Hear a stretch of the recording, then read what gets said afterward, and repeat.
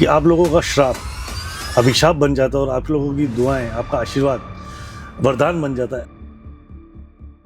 ईश्वर मेरे बहुत करीब है क्योंकि मुझे उपदेवता कहा जाता है, क्योंकि सृष्टि से पहले आया हुआ समाज, सबसे पहले किन्नर, देव धनुज किन्नर पशु पक्षी नर नारी, हमेशा हाथ उठते हैं तो दुआओं के लिए हाथ उठते हैं। बद्दुआ तो हर इंसान की भी लग सकती है। क्या किन्नर की शक्ल देखना अशुभ होता है? शुभ होता है, शुभ या अशुभ? शुभ। किसी किन्नर की मृत्यु हो जाती है तो ऐसा वजह उसको चप्पलों से पीट के बोरी बंद करके रातों रात ले जाके जला दिया। डैड साहब बिल्कुल ही गलत है।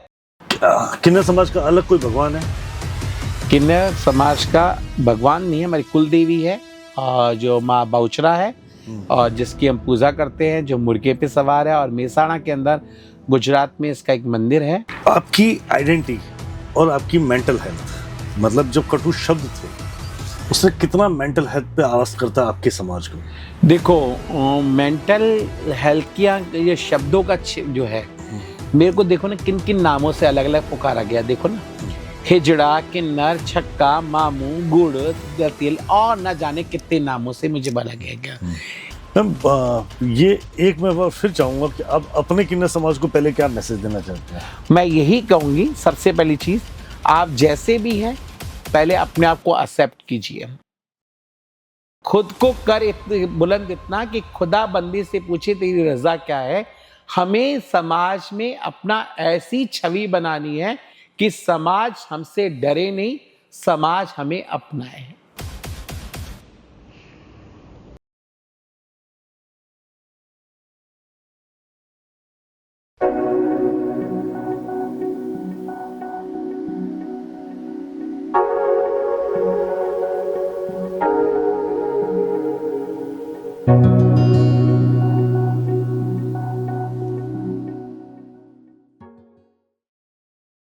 राधे टोल, जय गुजोल, वेलकम बैक। मैं राहुल टीसी को आज फिर आपका स्वागत है मैजिकल लेंस पे, जहां मैं कोशिश करता हूं आप लोगों के लिए हमेशा कुछ ना कुछ नए टॉपिक्स या नई चीज़ों पे या समाज के अंदर कुछ नए बड़े बदलाव के लिए हम जो भी कोशिश कर सकते हैं उस तक आप तक पहुंचने की, उसे आप तक पहुंचाने की हम हमेशा कोशिश करते रहते हैं। तो आज इसी बात पर हम चर्चा करेंगे, शुरू करेंगे आज का सेशन।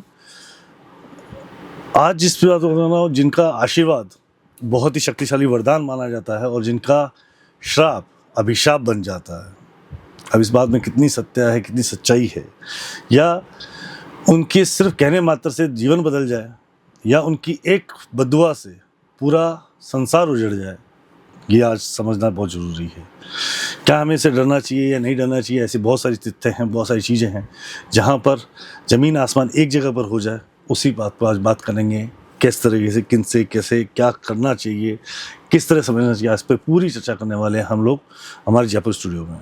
आज जिनका मैं स्वागत करने वाला हूं जयपुर, जिनको आज मैंने स्पेशली निमंत्रण देके यहाँ बुलाया है, इस बहुत सारी चीज़ों का मिथ या सच इसको समझना के लिए जिनको मैं स्वागत कर रहा हूँ आज, वो बहुत बड़ी हस्ती, बहुत ही नामचीन हस्ती हैं, जिनका जितना मैं उनका थैंक यू बोलूँ उतना कम है। आज मैं स्वागत करने वाला हूँ महामंडलेश्वर किन्नर समाज की पुष्पा माई जी का। पुष्पा माई जी, राधे राधे। राधे राधे, धन्यवाद। नमो नमः। नमो नमः, नमो नमः।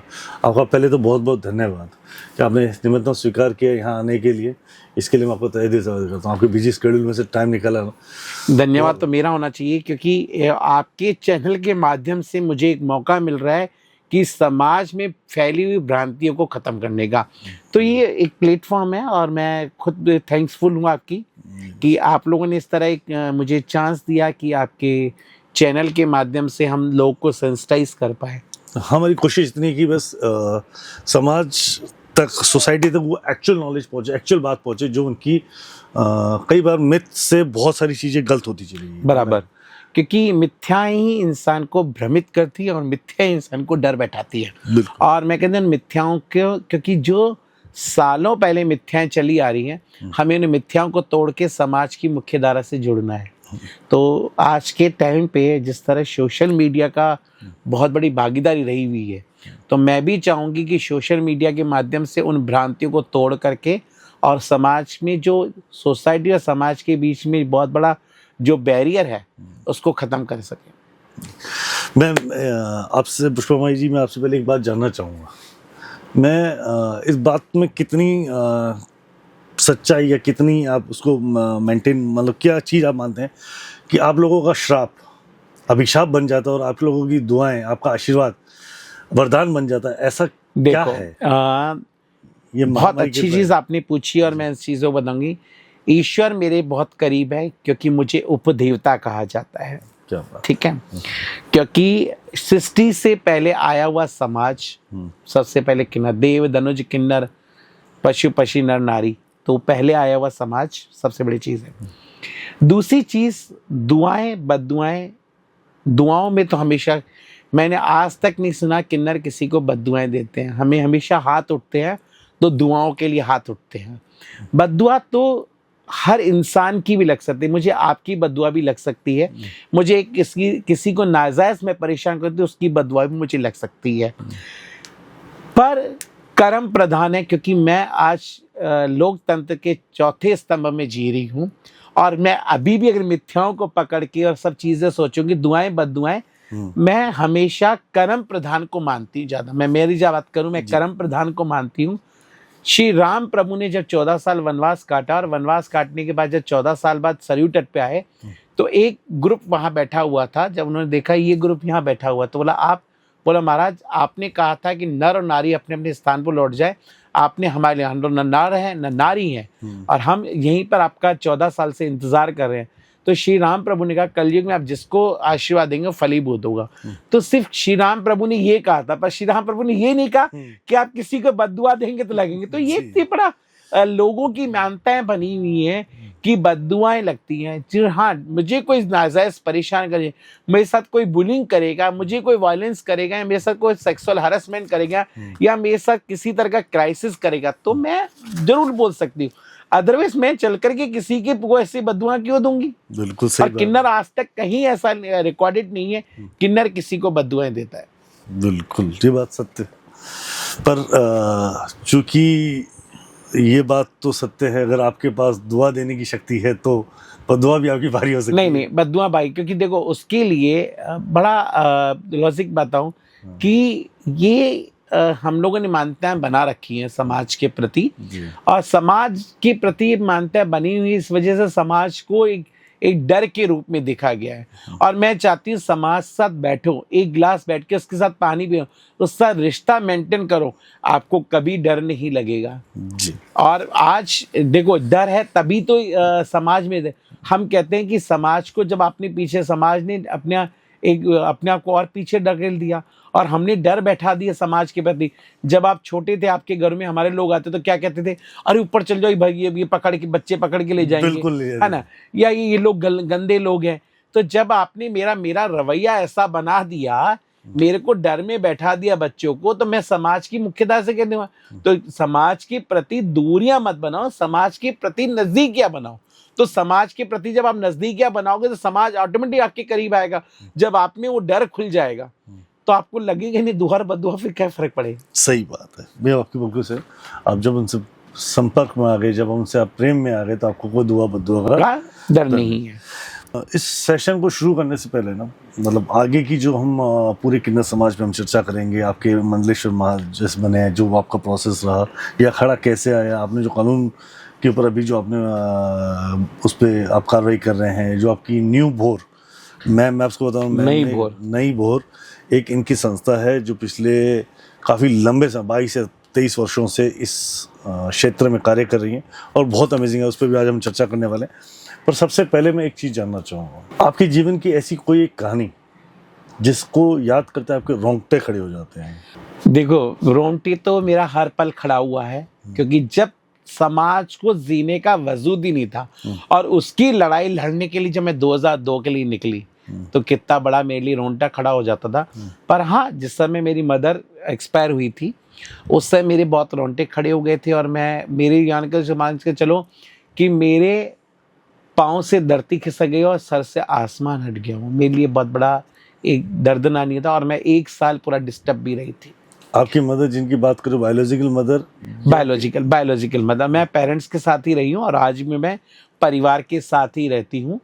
और मैं जरूर समाज के लिए काम करती, पर मैं आज भी परिवार के साथ रहती हूँ। आपके परिवार ने आपको एक्सेप्ट किया एज इट इज?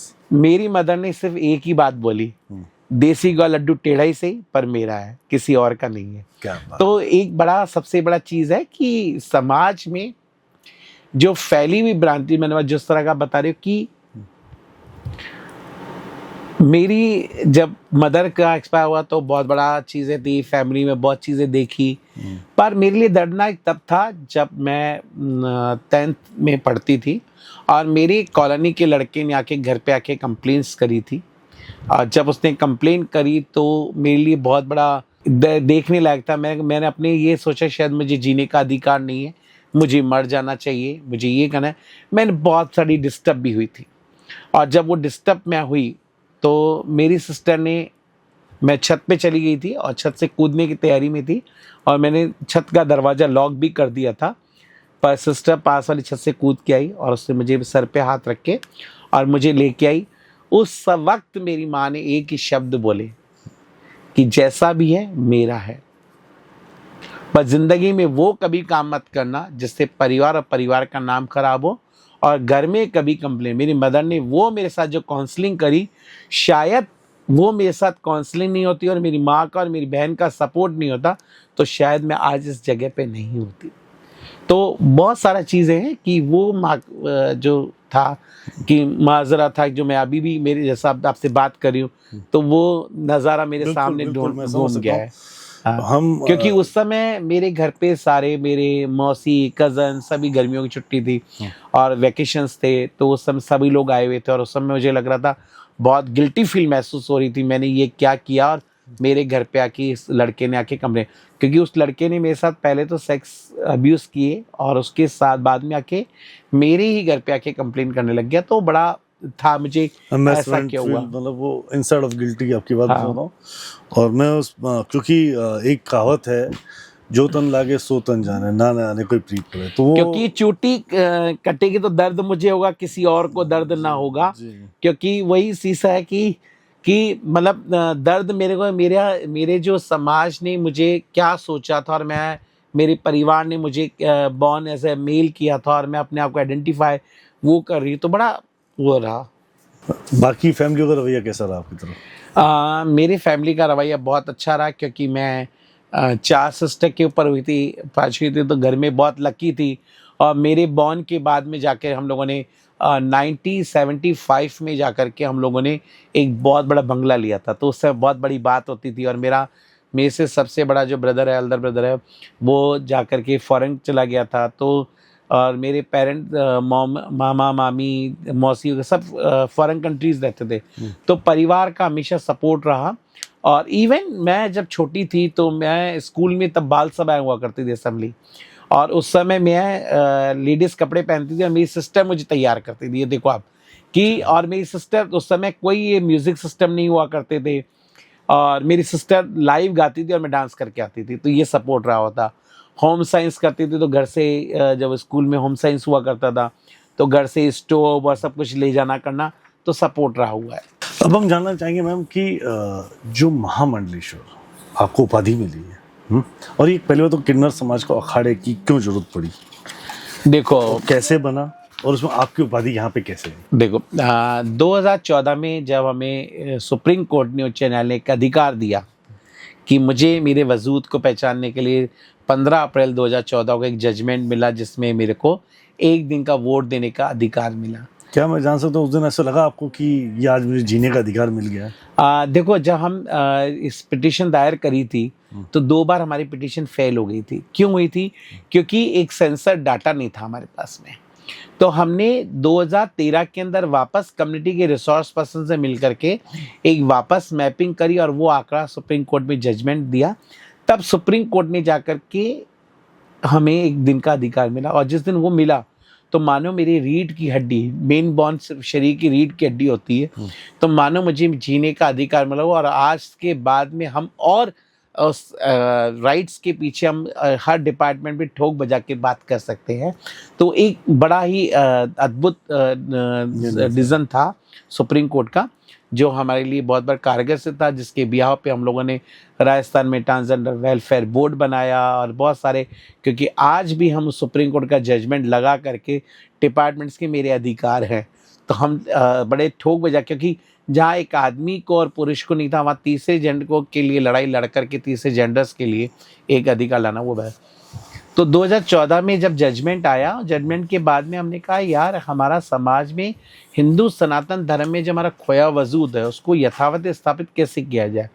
तो 13 अक्टूबर 2015 को हमने उज्जैन नगरी के अंदर आध्यात्मिक वाटिका में हम लोगों ने, जितने भी हमारे जो नेशनल लीडर्स थे, और हम लोगों ने जाकर के एक मीटिंग करी और हम लोगों ने सोचा, हमारा भी उसमें 2016 के अंदर श्रेष्ठ कुंभ आ रहा था, तो हमने 13 अक्टूबर 2015 को हमने अपना 13 अखाड़े के बाद में हमने 14वां अखाड़ा किन्नर अखाड़ा बनाया, और जिसमें उस समय मुझे किन्नर अखाड़े का महामंडलेश्वर घोषित किया गया। और मैंने 2016 के अंदर हमने पहला शाही स्नान भी किया, और बहुत सारी कंट्रोवर्सी भी रही, क्योंकि आप देखो हमारे जितने 18 ग्रंथ है, चाहे आप शिव महापुराण देख लीजिए, महाभारत देख लीजिए, या रामायण देख लीजिए, या सुंदरकांड देख लीजिए आप, या मनुस्कंद देख लीजिए, या विष्णु पुराण देख लीजिए, या मानव सिकंद देख लीजिए, जितने भी हमारे ग्रंथ हैं उसमें किन्नरों का कहीं ना कहीं उल्लेख था, और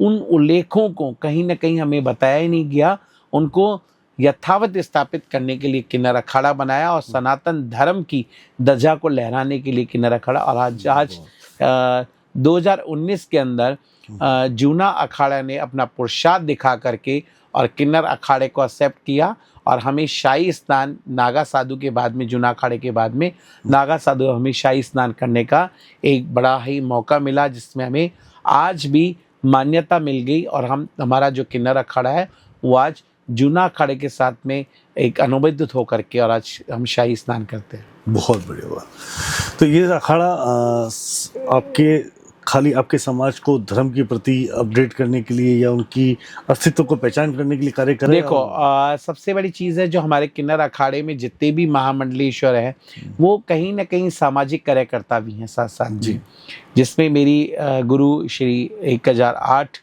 डॉक्टर लक्ष्मीनारायण आचार्य श्री डॉक्टर लक्ष्मीनारायण त्रिपाठी जी हैं, जो हमारे आचार्य हैं। वो ऑलरेडी सोशल एक्टिविस्ट रही हुई हैं, और इंडिया स्पेटिक में जो वर्ल्ड को प्रेजेंट करने के लिए, इंडिया को प्रेजेंट ट्रांसजेंडर्स को करने के लिए गई थी, और उसके साथ साथ में वो बहुत सारे एक्टिविज़म में काम भी कर रही हैं।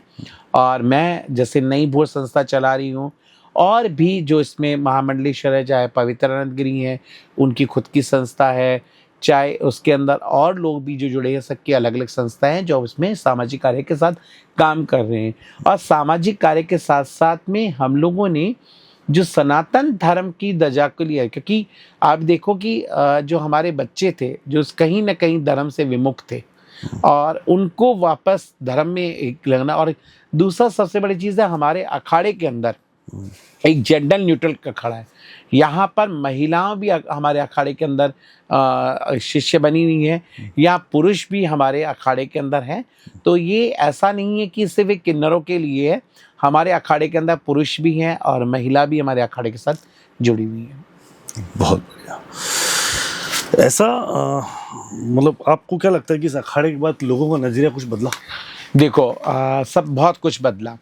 जिस तरह का आप देख रहे हैं कि 2016 का कुंभ, जब हमारा 2016 में हमने सेस कुंभ में प्रवेश किया जी, तो बड़ा ही कंट्रोवर्सी था। बिल्कुल, क्योंकि कंट्रोवर्सी ऐसा था कि हमें मान्यता ही नहीं मिल रही थी, और हमारी परमिशन भी जो शोभा यात्रा थी हमारी, पेशवाई जिसको बोलते हैं, वो सरकार ने हमारी कैंसिल कर दी थी। पर जब हम लोगों ने उसकी पेशवाई निकाली, तो आज देखो कि लोग, आज अगर यूट्यूब पे आप चैनल पे देखेंगे कि ये हमें समाज ने स्वीकारता दी कि लोग बिजली के खंभों पे, पेड़ों पे चढ़ करके एक इतनी बड़ी पेशवाई को एक मान्यता दी गई। तो सोसाइटी जहां समाज से दूरियां बनाई थी, और वो समाज के करीब एक लाइन बन करके हमसे आशीर्वाद लेने आ रही थी। अगर आपने 2019 के कुंभ में देखा हो तो उसमें लिखा हुआ था 54 लाख करीब सिक्के बांट दिए गए। तो हम लोग जो लकी कॉइन देते हैं, जिसको लेने के लिए, बरकत लेने के लिए लोग अपनी लाइनों में एक व्यवस्था अनुसार अपने आप लाइन पे लग करके आ रहे हैं। तो ये सबसे बड़ी मान्यता सोसाइटी ने दी हमें। बिल्कुल। पर अब यहाँ पे एक बड़ा ही अजीब सवाल है। सिक्का लेने, आशीर्वाद लेने तो सब जने आ रहे हैं, पर स्वीकार करने और सिक्का लेने में बड़ा डिफरेंस है। देखो एक चीज है, मैं आप किसकी बताऊंगी, आशीर्वाद सबको चाहिए पर मेरे घर के अंदर नहीं होना चाहिए, है ना। क्योंकि समाज की दोहरी सोच और दोहरा नजरिया आज भी समाज को पीछे धकेल रहा है कहीं ना कहीं। आप एक्सेप्टिंग कर रहे हैं, मेरे पांव छू रहे हैं, और मैं वही रात के 12 बजे अगर जाती हूँ तो वही लड़का मेरा हाथ पकड़ के बोल रहा है चल रही है के साथ में।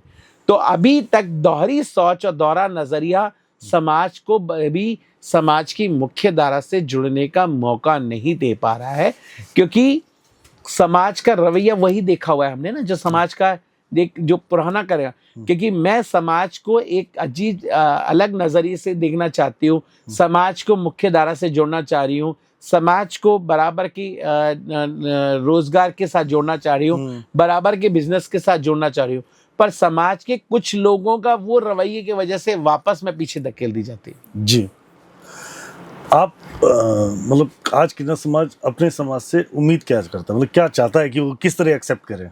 देखो जैसे मैं मेरे साथ काम करने वाली महिला को उसको एक्सेप्ट करता हूँ, या अपने घर में भी। बस एक ही चीज मैं अब यहाँ बोलूंगी, जिस दिन बच्चा घर से फेंकना बंद हो जाएगा उस दिन समाज मुख्य धारा से हट रहे हैं। परिवार, माता पिता, भाई बहन जैसा भी है वो आपके घर का अंश है, उसे स्वीकारिए। जिस दिन वो स्वीकारता एक्सेप्ट हो जाएगी, आपको कोई बच्चा सिग्नल पे या ट्रेन पे नहीं दिखेगा। बिल्कुल। आप क्या मतलब किन्नर समाज आज जो बदलाव चाहता है, मतलब समाज में बदलाव चाहता है, उस किस टाइप का बदलाव से एक्सेप्ट होना है? देखो मैंने बताया कि सबसे परिवार की स्वीकारता तो स्वीकारता के साथ साथ में जिस तरह समाज भी आज भी रोजगार के लिए 2 वक्त की रोटी के लिए या तो उसको किसी कहीं पर बदन बेचना पड़ रहा है, या किसी सिग्नल पे खड़े होकर भीख मांगनी पड़ रही है, या ट्रेन बैगिंग कर या बधाई के पे जाना पड़ रहा है ना। तो क्यों ना समाज या सरकार या समाज उन्हें रोजगार देने की बात करे। जिस दिन समाज में बदलाव उसी दिन आएगा जिस दिन बराबर इक्वलिटी की बात हम करते हैं। आज 175 बच्चे पोर्टल पे हमारे उस पे जॉब पोर्टल पे रजिस्टर्ड है, जहाँ पर 175 राजस्थान के बच्चे हैं। ओके ठीक है, तो आज वो भी तैयारी कर रहे हैं कि कहीं ना कहीं हमें रोजगार मिले। तो शायद उनको अगर रोजगार नहीं मिलेगा तो वो बच्चा वहाँ क्यों जाएगा। मैं सवाल पूछना था 2 चीज़ों का। यहाँ पे ना 2 बातें समझनी है कि आज एक किन्नर में सिग्नल्स पे खड़े हैं, स्टेशंस पे बैठे हैं, या रोड साइड पे बैठकर, मंदिरों के बाहर बैठकर बेगिंग ही मान लेते हैं, ठीक है, और या बदन बेचने की जैसे आपने बात की, या तो ये सब दूसरे कार्य करने के लिए इनको कोई रोक रहा है? देखो दूसरा कार्य करने के लिए रोक नहीं रहा, पर दे भी तो नहीं रहा ना, दे भी तो नहीं रहा ना। दूसरा चीज है, आप ये देखिए, अगर मैंने लास्ट ईयर एक मेरा छोटा सा प्रोजेक्ट था, 10वां प्रोजेक्ट था, जिसमें मैंने 188 बच्चों को स्किल एंड लाइवलीहुड, किन्नर बच्चों को स्किल एंड लाइवलीहुड के साथ जोड़ा। ठीक है, जिसमें मैंने ब्यूटिशियन कोर्स कराया, सिलाई का कोर्स कराया, और साथ में उनको पार्लर का कोर्स कराया। ठीक है, पार्लर में अगर कोई काम देने को तैयार है क्या? अगर कोई किन्नर पार्लर में काम करा, क्या वहां पर आने वाला सोसाइटी क्या उससे फेशियल कराना पसंद करेगी? That is the point. अगर उसने अब जब उसने वो चलो आपने अपनी बड़ी बड़ी उदारता दिखा करके आपने कहीं पर एक ट्रांसजेंडर्स को रख दिया, और वहां पर आने वाला क्लाइंट वहां पर अगर ये शब्द कहे नहीं रहने दो, आप कर दो, इनसे रहने दो, आप कर दो, और वो 10 शब्द ऐसे कहे, तो क्या वो कटाश भरे शब्द और कटाश भरी नजरें क्या उसे वापस वहां रुकने के लिए मजबूर करेंगी? नहीं करेंगी। तो ये बड़ी सब चीजें हैं कि हम न चाहते हुए हमारी कटाश भरी नजरें और कटाश भरे शब्द समाज को बहुत छेदित कर देते हैं, शायद वो वहां पर गाने का। दूसरी चीज, क्या ये सोसाइटी का ही काम है समाज को मुख्य धारा से जोड़ने का, या सरकार का भी काम है समाज को मुख्य धारा से जोड़ने का? समाज का भी काम है तो सरकार का भी उतना ही है। जितनी भागीदारी सोसाइटी की है उतनी भागीदारी सरकार की भी होनी चाहिए इस समाज पर। समाज की विजिबिलिटी ना होने की वजह से सरकार को बड़ा, क्योंकि वोटर बैंक नहीं है, सबसे बड़ी चीज है। सरकार तब जागती है जब वोटर बैंक होता है ना। ये बात भी सही है आपकी। और समाज का वोटर बैंक नहीं है। क्यों नहीं है वोटर बैंक? क्योंकि यहाँ पर आइडेंटिटीज इश्यूज है। मैं पलायन कर जाती हूँ, मैं हैदराबाद की रहने वाली, मैं राजस्थान में आ गई, मैं राजस्थान की रहने वाली महाराष्ट्र चली गई, और महाराष्ट्र का रहने वाला तमिलनाडु चला गया, तमिलनाडु का रहने वाला गुजरात चला गया। क्या बना? तो यहाँ पर सोसाइटी पलायन कर रही है, माइग्रेंट पॉपुलेशन है। तो जब तक समाज को मुख्य धारा से एक विजिबिलिटी या सेंसर डाटा इकट्ठा नहीं होगा, क्योंकि हमारी जनगणना 2011 में हुई है और जजमेंट आया 14 में। और जब जजमेंट आया 14 में, तो 14 में जब जजमेंट आया तो बहुत सारी डेफिनेशंस क्लियर हुई है। एक नेशनल आइडेंटिटी तो ट्रांसजेंडर है, बस ट्रांसजेंडर अम्ब्रेला के अंदर कितनी कैटेगरीज हैं वो लोग को नहीं पता है।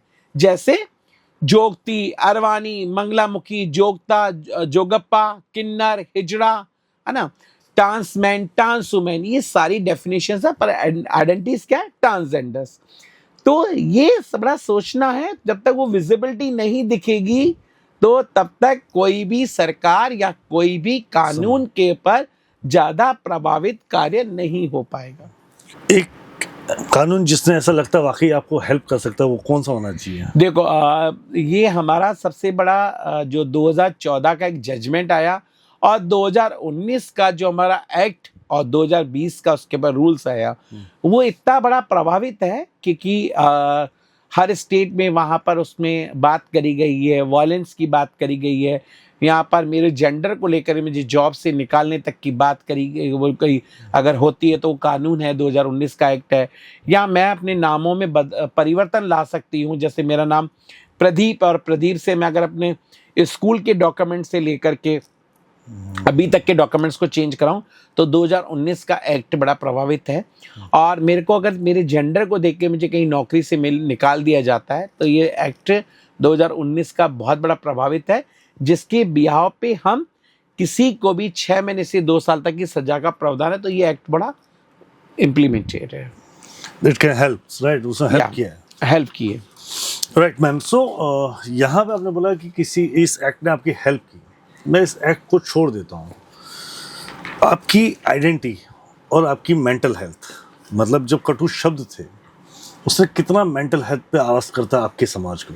देखो, मेंटल हेल्थ की ये शब्दों का जो है, मेरे को देखो ना किन किन नामों से अलग अलग पुकारा गया। देखो ना, हिजड़ा, किन्नर, छक्का, मामू, गुड़, दतिल और न जाने कितने नामों से मुझे बोला गया कि ये नाम समाज ने मुझे दिए हैं।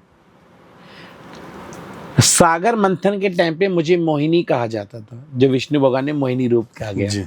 और जैसे ही हमारा द्वापर सतयुग आया, राम काल आया, तो मुझे किन्नर कहा गया। और जैसे ही हमारा द्वापर युग आता है तो द्वापर युग में मुझे कहा क्या गया? ब्रंगला, शिखंडी, है ना, और अंबालिका, क्या क्या नामों से अलग अलग, सखी संप्रदाय कृष्ण काल में। और जैसे ही हमारा द्वापर युग खत्म होता है और जैसे ही हम कलयुग के प्रवेश करते हैं तो मुझे मुगल काल में से क्या क्या नाम मिले? हिजड़ा, किन्नर, छक्का, मामू। और उसके बाद जाके अब सुप्रीम कोर्ट ने मुझे किस नाम से पुकारा? ट्रांसमैन, ट्रांसवुमेन और ट्रांसजेंडर्स। तो नामों का तो अभी भी छेद है, क्योंकि जब एक छोटा बच्चा कुछ गर्लिश लिपस्टिक भी लगाए तो हम क्या शब्द बोलते हैं? अरे क्या छक्कों की तरह कर रहा है। हमने कभी ये नहीं कहा क्यों लड़कियों की तरह कर रहा है, क्यों ये फेमिनाइन कर रहा है, हमने कभी नहीं कहा। शब्द बहुत छेदित है और ये शब्द ही इंसान को फांसी के फंदे तक ले जाते हैं। इवन बच्चों को जब ये गिल्टी फील महसूस होती है, वो बच्चे अपने काल कोठरी अंदर के रूम में बंद करके कितना डिस्क्राइज होते होंगे। जो मेंटल टॉर्चरिंग जो होती है वो किस, और ये तो सब चीज़ें आप देखो उस समय थी। जब हमारा कोविड-19 जब आया तो वो कितना पैडेमिक था, आप देखो कितना, जहाँ पर एक आम समाज एक दूसरे से दूरियां बना रहा था, इस समाज ने तो सालों से सोसाइटी से दूरियां बना ली थी। तो बिल्कुल। कितना बड़ा एक सोचने लायक था, ना उसके लिए कोई चारा था, ना कोई उनके लिए सोचने का। पर ये सब चीजें कोविड ने हमें सिखाया कि हमें सोशल डिस्टेंस का महत्व क्या होता है। सगा भाई भाई से दूरियां बना रहा था, यहाँ तो समाज ने मुझसे दूरियां बना दी थी, यहाँ समाज ने मुझसे कटक सालों दूरियां बना ली थी। सही बोल रहे हैं मैम। तो ये बड़ा शब्द ऐसा है कि इंसान को वहां पर रोजी रोटी का। पर आप देखेंगे कोविड-19 में किसी भी किन्नर की मौत नहीं हुई। सब इतनी पावरनेस और इतनी, क्योंकि हमारे में इतनी शिव और शक्ति दोनों हैं, जी। तो सहन शक्ति कितनी है। पर कई ऐसे बच्चे हैं जो फांसी के फंदे तक लौट जाते हैं, ट्रेन से कट के मर जाते हैं, उनका कहीं आंकड़ा दर्ज नहीं होता। अभी कुछ ही दिन पहले मेरा एक आर्टिकल आया था जिसमें 34 मौत, ट्रांसजेंडर्स की 34 मौत हुई हैं, जिनमें एक साल जो बाय बॉर्न पैदा हुए हैं उसमें से 30% जो 1 साल से कम उम्र के थे उनकी डेथ हुई थी। और मेरा अभी आर्टिकल भी आया, मैं उस पर जाँच भी करवा रही हूँ, उनकी नॉर्मल मौत हुई है या उनको मार दिया गया, वो सब चीज़ों पे चल। क्योंकि ये बड़ा एक दर्दनीय है कि इंसान को किन नामों का से जब स्कूल में बुलिंग हो रही है तो बच्चा कटाश, जब स्कूल में बुलिंग हो रही है या जहाँ पर अपने वर्किंग प्लेस पे सब बुलिंग हो रही है, यहाँ वहाँ पर जहाँ जिस सोसाइटी के साथ रह रहा है वहाँ जब उसका जिस तरह के शब्दों का प्रयोग होता है तो उसको कितना हताश होता होगा। ये शायद हम जैसे एक नॉर्मल किसी इन कटाशों की वजह से मैं समझ सकता हूँ कि मैं ये देखो ना सोसाइटी में मैं एक बात करना चाहूंगी, जैसा ये सपोज आपने कुछ किया नहीं, मैं आप पे ब्लेम लगाता है, चोर हैं चोर हैं चोर है, तो आप उस जगह पे रहने से शर्मनाक महसूस करेंगे। यहाँ की सोसाइटी मुझे कह रही है कि मैंने ऐसा पाप तो नहीं किया ना, कि मैं किन्नर होकर के या किसी हिजड़ा होकर के या ट्रांसजेंडर होकर के मैंने कोई गुनाह नहीं किया ना। ये तो कुदरत ने मुझे ऐसा बनाया है। जब कुदरत ने मुझे ऐसा बनाया तो मुझे शर्म क्यों, शर्म तो मुझे क्यों आनी चाहिए। तो ये बड़ा सोचने का शर्म तो तब आती है अगर किसी का बलात्कार कोई इंसान करता है या किसी के लिए रेप करता है या धोखाधड़ी करता है, खून कर देगा, वो एक शर्मनीय अपराध है। मैं इतना बड़ा हताश होती हूँ कभी कि माँ के जो 9 महीने पेट में रखने के बाद में वो अपने कलेजे पे पत्थर रख के कैसे उस बच्चे को घर से बाहर निकालती थी। वो एक पिता जिसने बहुत सपने सजोए होंगे कि मेरा पुत्र होगा, वो अगर पुत्र और पुत्री ना होकर के तीसरा हो गया तो उसको एक्सेप्ट करने की जगह उसे घर से बाहर निकाल दो, वो कितना पत्थर दिल पे रखता होगा। या उस बच्चे पर क्या बीतती होगी जिसके 10 साल की या 15 साल की उम्र में बाप का साया और माँ का आंचल उससे जब छूटता है तो वो कितना दर्दनाक होता है। तो वो तो उस बच्चे से पूछा जाए ना कि हम सोसाइटी से पूछें। उसका कसूर तो ना, उसका कसूर नहीं, कसूर तो ईश्वर ने उसको बनाया ना ऐसा। तो हमें वो ईश्वर ने सबको सब चीज को बनाया।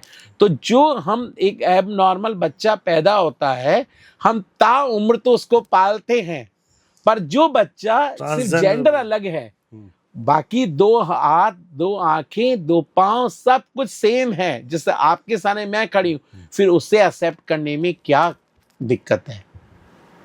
अरे उससे ज्यादा पावर है एक लड़की से, एक लड़के से ज्यादा पावर है। I am proud of you. मेरे को तो बड़ा प्राउड है कि मैं ट्रांसजेंडर हूं, और मैं कही ईश्वर मुझे हर जन्म में ट्रांसजेंडर बनाए। जी, ये भी एक आनंद है। आपकी गुरु कौन है? मेरी गुरु आचार्य श्री लक्ष्मीनारायण त्रिपाठी जी हैं, जो किन्नर अखाड़े की महामंडलेश्वर भी हैं, और मेरे किन्नर कल्चर में भी मेरी गुरु डॉक्टर लक्ष्मीनारायण त्रिपाठी जी हैं। ठीक है। इस एक्ट को पास करने के लिए आपने क्या योगदान दिया था? देखो, जब ये एक्ट पास हुआ था उससे पहले सारे स्टेटों के अंदर अलग अलग कमेटियां बनी थी कि आपके व्यूज़ जानने की बात हुई। पहले जो 2018 में एक्ट आया तो उसके अंदर बहुत सारी चीज़ें थी जो उसको हमें मंजूर नहीं थी, क्योंकि वो हमारे को जब बिल पास हुआ उस समय हमारे से राय नहीं ली गई थी 2018 के अंदर। और बिल संशोधन में जब लोकसभा के अंदर वो बिल पारित हुआ तो हमें बताया ही नहीं गया था। जब वो बिल जब पारित हुआ तो हमने वापस संशोधन के लिए हर जगह पे आवाज़ उठाई, और हमारे समाज ने जंतर मंतर पे 2018 के अंदर जाके धरना भी दिया और उस बिल को रुकवाया भी। फिर उस बिल में संशोधन होने के बाद में 2019 के अंदर जो एक्ट आया उसमें बड़ा सब चीज़ें बात करें, पर अभी भी बहुत चीज़ें अभी भी उसमें कमियां हैं। जैसे वहाँ पर हमारे रिजर्वेशन की बात नहीं करी गई है, जहाँ पर मेरे को अभी फैमिली प्रॉपर्टी राइट्स की बात नहीं कही गई है, वहाँ एडॉप्शन की बात नहीं करी है, मैं किसी बच्चा गोद लेने की बात नहीं कही। जो अभी हाल ही में एक एक्ट आया था जिसमें सिंगल मैन और सिंगल वुमेन या डाइवोर्स लेडी या डाइवोर्स मेल दोनों बच्चा गोद ले सकते हैं, वहाँ कहीं ना कहीं अभी भी किन्नर समाज को LGBT को कहीं डिस्क्रिमिनेशन रख करके भी, क्योंकि अभी भी डिस्क्रिमिनेशन है, क्योंकि जो भी पॉलिसीज़ आई हैं वो 18 साल से ऊपर के लिए पॉलिसीज़ आई हैं। जैसे ट्रांसजेंडर्स TG कार्ड है, स्कॉलरशिप है, हाउसिंग पॉलिसीज़ हैं, वो 18 साल से ऊपर के लिए। क्या जो बच्चा 10 साल की उम्र में घर छोड़ रहा है, 10 साल से लेके वो 18 साल तक, वो कहाँ उसके रहने की व्यवस्था नहीं है, उसकी एजुकेशन पॉलिसीज कुछ नहीं है, वो बच्चे को अभी भी सफ़र करना पड़ रहा है। वो जो सफ़र है उससे थोड़ा सा समय लगेगा पर वो पूरी होंगी। हम बात करते हैं मैम आपके ऑर्गेनाइजेशन की, right, you are wonderful social activist, जितना हम लोगों ने पता कर पाया आपके बारे में, और तकरीबन 22-23 साल से आप अपनी एक संस्था चला रहे हैं, नई भोर। ये पहली बात तो मैं जानना चाहूँगा आपकी शुरुआत कहाँ से हुई इसकी? जब मैंने बताया मेरी मदर की से डेथ के बाद में मैं 1 साल डिस्टर्ब रही, और मैंने मेरी मदर से एक प्रॉमिस किया था, मैं ज़िंदगी में कभी वो काम नहीं करूँगी जिससे आपके और आपके परिवार का नाम खराब हो। अब मेरे साथ तो मान के चलो आसमान से छत गायब हो गया और धरती से पाँव रखने की धरती गायब हो गई हो। तो उस दौरान में जब 1 साल डिस्टर्ब रही तो मैं कुछ टाइम एक ऑर्गेनाइजेशन के साथ में एज ए वॉलंटरी जुड़ी थी। जब वॉलंटरी जुड़ी तो मैंने कहा यार ये हमें, मेरा ऑलरेडी सिंधी फैमिली से थी, माइंड था यार इसको इतना काम करके क्यों नहीं हम अपना एक संगठन बनाए। तो मैंने वहीं से अपना संगठन को बनाना शुरू किया, और संगठन बनाने के लिए हमारे पास कोई ऑप्शन नहीं था। तो हम लोग क्या करते थे, एक कॉन्ट्रीब्यूशंस पार्टीज ऑर्गेनाइज करती थी मैं।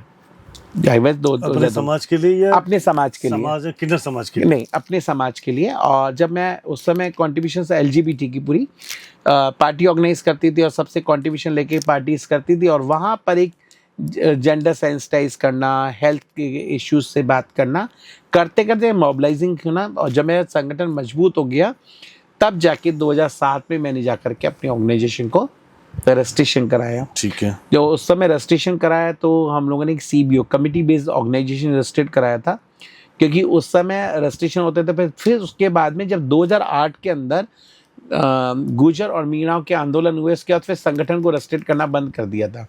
तो मैंने उस समय अपने संगठन को रजिस्ट्रेट कराया, और जब उसको बनाने के बाद में हमारे पास कोई प्रोजेक्ट्स नहीं थे, पर मैं वही ऑप्शन ढूंढती थी, लोग को इकट्ठा करना, और करके धीरे धीरे करें। फिर उस पर जब हमने काम करना शुरू किया L और G और BTQ के लिए, तो हमने देखा सबसे ज़्यादा सफ़र जो कर रहा है वो ट्रांसजेंडर समुदाय कर रहा है। तब तक ट्रांसजेंडर शब्द नहीं था, तब तक हिजड़ा शब्द था। और मैं 2013 के अंदर हिजड़ा पेंशन भी शुरू करवा दी थी। और हिजड़ा पेंशन आपने शुरू कराई 2013 के अंदर। क्या करती है पहले? वो जैसे हिजड़ों के लिए पेंशन शुरू करवा दी थी। किससे? सोशल वेलफेयर डिपार्टमेंट से। डिपार्टमेंट जिस तरह विधवा पेंशन होती थी, तो हम लोगों ने 2013 के अंदर एक एडवोकेसी करके तो हिजड़ा पेंशन शुरू भी करवाई थी। और जिस तरह महिलाओं को रोडवेज में 30% रिजर्वेशन मिलता है, तो मैं 2013 के अंदर ही, जब तक सुप्रीम कोर्ट रिजर्व 14 में आया था, और 13 में ही मैंने जा करके वो 30% रिजर्वेशन का ऑर्डर लेके आई थी। आप लेके आए थे 2 ऑर्डर। उस समय मैं प्रपोज एक प्रोजेक्ट पे काम करती थी, और मेरा खुद का एक वोटर ID था जो मैं 2013 के अंदर अदर के नाम से बनवाया था पहला। उसमें अदर का ऑप्शन नहीं था 2013 में। उस समय मेल और फीमेल था। पर मैंने वहाँ पर इलेक्शन डिपार्टमेंट में गई, और वहाँ पर इलेक्शन कमीशन उस समय AK जैन साहब हुआ करते थे, और मैंने कहा मुझे चाहिए, और मुझे दोनों नाम चाहिए। तो बोले, उस समय मैं अदर का ऑप्शन लेकर के आई थी, और वो मेरी आइडेंटिटीज जो थी प्रदीप और पुष्पा वोटर IDs के अंदर नाम डला, और वो जाकर के बैंकॉक में बहुत बड़े पोस्टर्स लगे कि हम लोगों ने ये पहल करके, और पहला राजस्थान लेके आई थी। और मैं बैंकॉक भी गई थी, और बेसिकली उसके बाद में हम लोगों ने ये क्या कहते हैं जिंदल लॉ कॉलेज के अंदर भी हम लोगों ने बहुत सारा इस पर काम भी किया। तो सबने कहा कि अदर, फिर 2014 में जजमेंट आया, तब जाके अदर वो थर्ड जेंडर्स का ऑप्शन आया था, ट्रांसजेंडर्स का आया था। उसके लिए भी हमने बहुत सारी पैरवी की, और 2018 के अंदर जब मैं इलेक्शन डिपार्टमेंट से जाके बात करी तो उन्होंने क्या किया, 2018 के अंदर 5 अक्टूबर 2018 में उन्होंने एक जेंडर कमेटी बनाई थी, जोगाराम जी थे, और उस जेंडर कमेटी मुझे 2018 के अंदर डाल दिया था। फिर हमने 7 अक्टूबर 2018 को आचार संहिता लग गई तो वो कुछ भी काम नहीं हो पाया। फिर जाकर के हमने वापस सरकार हो गया, चुनाव हो गया, सब कुछ हो गया, वापस हमने पहल करी, और पहल करके उन्होंने 2 साल, फिर वो कोविड आ गया, ये आ गया। 2021 में जाकर के सरकार ने वापस मुझे, निर्वाचन आयोग ने स्टेट आइकॉन बनाया, और उसके बाद हमने कैंप भी लगाए लोगों को जोड़ने के लिए। पर विडंबना ये है कि किसी भी ट्रांसजेंडर्स के पास में न तो जन्म का प्रूफ है और ना उसके पास रेजिडेंस प्रूफ है, यानी डेट ऑफ बर्थ का प्रूफ नहीं है और रेजिडेंस प्रूफ नहीं है, तो बिना उसके बिहाव पे कांट पॉसिबल टू एवरीथिंग। तो ये सब चीज़ें करने के बाद में कोविड बड़ा पैंडेमिक था, तो हमने एक प्रपोजल लिखा सरकार को, क्यों ना इनके लिए शेल्टर होना चाहिए, उनको स्किल और लाइवलीहुड के साथ जोड़ने के लिए। तो 2019 में जब कोविड बड़ा पैंडेमिक था तो हमने कहा क्या किया जाए, तो हम लोगों ने एक प्रपोजल लिखा सेंट्रल गवर्नमेंट को। सेंट्रल गवर्नमेंट ने जब प्रपोजल लिखा तो सेंट्रल गवर्नमेंट ने ऑल ओवर इंडिया में 230 फाइलें आई थी, उसमें से 10 स्टेट के अंदर 13 गरिमा गृह को शुरू किया गया, और जिसमें 6 महीने का एज अ पायलट प्रोग्राम था। पर वो प्रोग्राम इतना बहुत अच्छे से हर स्टेट ने बड़ा उसको अच्छे से करके दिया, और जब वो सरकार को लगा तो सरकार ने इसको एज अ प्रोग्रामेलिटी आगे कंटिन्यू कर दिया। पर सबसे बड़ी चीज़ थी कि चैलेंजेस था, एक तो कोविड, और उसमें शेल्टर होम, यानी जहाँ किन्नरों को एक मकान नहीं मिलता वहाँ 25 किन्नरों को रखना और 10 जनों के स्टाफ के साथ 35 लोग के लिए एक मकान ढूंढना, ये बड़ा टास्क था, वेरी टास्क। और टास्क आप ये बिलीव करोगे कि मैंने पूरे जयपुर के अंदर 150 से 200 मकान देख लिए होंगे जहाँ किन्नर या ट्रांसजेंडर्स का शब्द आता है, एक जगह तो हाँ हो गई, तो उन्हें समझ नहीं आया ट्रांसजेंडर शब्द, और बाकायदा पूरा फाइनेशन मकान हो गया, कर गया, और जब मुझे बता मैडम कौन से बच्चे, तो मैंने बताया ट्रांसजेंडर, तो वो समझ नहीं पाया, है ना। फिर उसने किसी और से कंसल्ट किया, शाम को मुझे कहता है मैडम आप अपने पैसे वापस ले जाओ, हमें नहीं देना मकान, हमारी कॉलोनी क्या कहेगी। घूम फिर के मतलब वो अभी भी एक्सेप्ट करने के राजी नहीं है, नॉट एक्सेप्टिंग।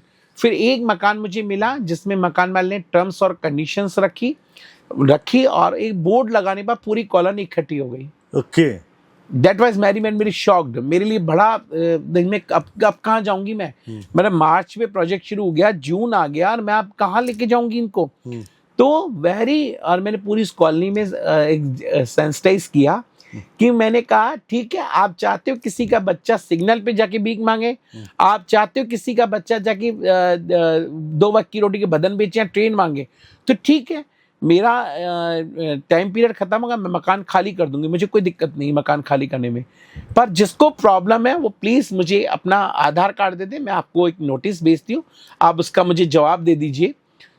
तो लोग धीरे धीरे साइड होने लग गए, निकलने लगे। तो मैंने मकान मालिक को ये बोला, मैं कहा भाऊजी आपकी पगड़ी मेरी पगड़ी है, आपकी कंप्लेन का मौका नहीं देगा। और मैं उस मकान के अंदर 4 साल रही, 4 साल, और इवन करके दिखाई कि जो बदलाव कॉलोनी ने मुझे।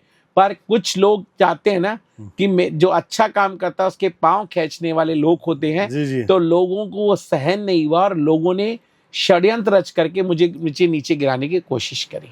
तो कुछ होता है, और लोग कहते हैं बढ़ते हुए को कोई देख नहीं सकता, हरे भरे को कोई दे नहीं और भूखे को कोई दे नहीं सकता। तो मेरे साथ भी ऐसी घटनाएं घटी और मैं उसको फेस करा, आई हैव द फेस। और हर चैलेंजेस मुझे एक्सेप्ट है। क्यों चैलेंजेस मुझे एक्सेप्ट है? कि जिंदगी में मैं चैलेंजेस को ही फेस करती हुई आई हूँ। ऐसे करके मेरी ऑर्गेनाइजेशन इंटरनेशनल नेशनल पे जा करके आज इस मुकाम पे है कि मेरे को क्या जानते हैं, मेरी संस्था के नाम से मुझे जानते हैं। तो हर चैलेंजेस को मैंने जिंदगी में हमेशा एक्सेप्ट करा है, चाहे कोई भी हो। मुझे लगता है ये काम नहीं होना, मैं करवा के रखती हूँ वो डिपार्टमेंट में। जैसे आपने क्या क्या काम करा डिपार्टमेंट? जैसे हम लोगों ने हमारी जैसे हाउसिंग पॉलिसीज में हमने 2% का रिजर्वेशन लेके आई। ओके। अब मैं जब डिपार्टमेंट कहता है कि आपकी पॉपुलेशन नहीं है, कैसे हो सकता है, मैं क्या पॉजिटिव, फिर मैंने दूसरे स्टेटों की बात करके पॉलिसियां मंगवा करके उससे अटैच करके, और मैंने उसमें 2% का 2018 के अंदर, हाँ 2018 के अंदर मैंने जेडीए के अंदर जाकर के 2% का रिजर्वेशन, और उसका भी बेनिफिट कम्युनिटीज उठा रही है। क्या आपको आज अपने नाम पे मकान रजिस्टर कर पाते हैं? हाँ, रजिस्ट्री हो पाती है। इवन रजिस्ट्री के बाद में उनको जो स्टैम्प ड्यूटी है उस पर भी डिस्काउंट है। अच्छा, 2014 से पहले नहीं कर पाते? नहीं पाते। और इवन 2000 में एनएफएसए योजना के अंदर फ्री राशन की व्यवस्था, जिससे आज सबके जन आधार कार्ड बन रहे हैं, ये 2018 के अंदर मैं बना के तब जाके सबके जन आधार और ये सब चीजें बनना शुरू हुई। इसके साथ साथ में हम लोगों ने 2015 के अंदर LGBTQI के लिए हमने प्राइड वॉक करवाई, जो कमिश्नरेट से लेकर के अल्बर्ट हॉल हर साल करती है, और इस साल भी हम वापस करने वाले, पर अभी वो डेट डिसाइड हो रही है, पर जिस डेट पे हमारा हो रहा है उसी डेट पे दिल्ली का भी हो रहा है, तो बड़ा वो चल रहा है। इसके साथ साथ में हम लोगों ने पिछली सरकार में हमने 10 करोड़ का फंड ट्रांसजेंडर वेलफेयर बोर्ड बनवाया, और वेलफेयर बोर्ड में 10 करोड़ का फंड सैंक्शन भी कराया। तो जैसे सरकार ने 10 करोड़ का फंड सैंक्शन किया और किस किस कैटेगरीज के अंदर फंड को यूज करना है, तो हमने पूरी SOP बना के सरकार को दी, और सरकार ने उस पे 8 करोड़ 87 लाख पे स्टैम्प मारा, और किस किस सेंशन में वो फंड को यूज करना है। जैसे SRS के लिए, सेल्फ सेक्स रीअसाइनमेंट के लिए 2.5 लाख रुपए हम लोग ट्रांसजेंडर्स को देते हैं, जिसका बेनिफिट अब कम्युनिटीज उठा रही है। उसके साथ साथ में स्कॉलरशिप की बात करी गई बच्चों की, तो उसमें लोग अभी बेनिफिट स्कॉलरशिप का उठा रहे हैं। साथ साथ में हम लोगों ने ट्रांसजेंडर्स ओल्ड एज होम की बात करी गई, उसमें ट्रांसजेंडर्स के लिए शेल्टर होम की बात, वो हॉस्टल की बात करी गई। इवन ट्रांसजेंडर्स के लिए सामुदायिक केंद्र की बात करी गई, जिसके लिए हम लोगों ने हाउसिंग बोर्ड को लिखा भी, और उसके लिए जमीन भी अलॉटमेंट वगैरह करा। ये सब उसमें डिफरेंट सेंशन में करके हम लोगों ने, जिसमें पेंशन योजना और स्किलिंग का पैसा सब कुछ कराया। और इवन साथ साथ में कोई ट्रांसजेंडर्स अगर कोई बिजनेस या कुछ करना चाहता है, उसके लिए 5 लाख तक का लोन का प्रावधान भी लेके आए। ये सब चीजें हम लोगों ने उसमें करके दी, और उस समय बहुत ऑफिसर्स बड़े सपोर्ट। अभी हम लोग नया ट्रांसजेंडर क्लिनिक को लेके आ रहे हैं। ट्रांसजेंडर क्लिनिक के साथ साथ में हम जिसला ट्रांसजेंडर फूड कोर्ट भी लेके आ रहे हैं, और अभी छत्तीसगढ़ के अंदर हमारे ट्रांसजेंडर स्पोर्ट्स दूसरी ऑर्गेनाइजेशन कर रही है, जिसमें हर स्टेट से स्पोर्ट्स जा रहे हैं। तो ये सब चीज़ें हम लोग कर रहे हैं, और ऑर्गेनाइजेशंस आज हम नेशनल लेवल पे, अगर मेरे स्टेट में कुछ होता है, इवन 2017 के अंदर मैं पहली स्टेट था जिसने एक सम्मान किन्नरों के नाम पे प्रोग्राम करा था JRCC में। ओके, एक सामान किन्नरों का, जिसमें हमने ऑल ओवर इंडिया के जिन्होंने अच्छा कार्य किया है, सोशल एक्टिविस्ट, उनको सम्मानित किया, उनको 2 दिन का रहने का करने का होटल में ऑर्गेनाइज किया। इवन उस प्रोग्राम के अंदर हमारे कैबिनेट मंत्री थावरचंद गहलोत जी भी आए थे। क्या बात, तो एक बड़ा प्रोग्राम हम लोगों ने 2017 के अंदर वहां पे भी किया था, एक सम्मान किन्नरों के नाम पे। तो हम लोगों ने हमेशा समाज को किस तरह से मुख्य धारा से जोड़ पाए, और समाज को किस तरह एक लाइवलीहुड दे पाए, ये हमेशा कार्यरत किया हुआ है। बहुत बढ़िया। और आज ही प्रयास जारी है। मेरी 2 पिटिशंस हाई कोर्ट में है, जिसमें एक हमने फैमिली प्रॉपर्टी राइट्स की बात करी गई है, दूसरी बात हमने डिस्क्रिमिनेशन की बात करी है, और तीसरा अभी हम रिजर्वेशंस के लिए 3 पिटिशंस को दायर किया हुआ है, ताकि समाज को और किस तरह मुख्य धारा से जोड़ पाए। बहुत बढ़िया, बहुत बढ़िया, अति उत्तम। मजा आ गया इस बात सुन के कि कोई है जो अपने सोसाइटी के लिए कुछ कर रहे हैं, आपके ना समाज के लिए कुछ कर रहे हैं, ताकि उनके जीवन में बदलाव हो सके। पर एक कुछ चीज़ें बहुत अच्छे से आपने बहुत अमेजिंग तरीके से मैनेज की है।